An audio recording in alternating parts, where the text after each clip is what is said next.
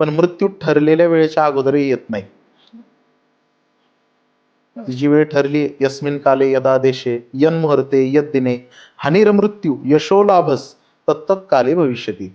ते मृत्यू ज्या काळामध्ये यायचा आहे त्याच काळात येणार, हे ठरलेलं आहे. मग त्याला तो मृत्यू येईपर्यंत तसंच पडून राहावं लागतं. मग तोपर्यंत शरीराची अवस्था व्याधिग्रस्त होते. नाकमुख गळू लागे, लाळ आणि शेंबूड ही अवस्था सांगितलेली, कारण पूर्वी केलेल्या पापाचं ते फळ आहे.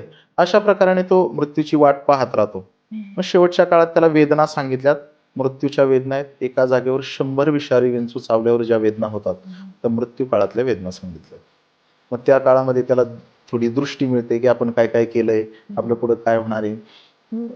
जे यमाचे पार्षद आहेत त्यांना दूत म्हटलं जातं, यमदूत आहेत. ते यमदूत त्याचा प्राण खेचून काढतात शरीराच्या बाहेर आणि त्याला प्रवासाला घेऊन जातात. त्या प्रवासाला 16 नगर वाटेत लागतात. 16 नगर. गरुड पुराणाचं मत आहे, जीवात्मा 12 दिवस इथं आहे, 13व्या दिवशी तो प्रवासाला लागतो. 12 दिवस तो इथंच राहतो.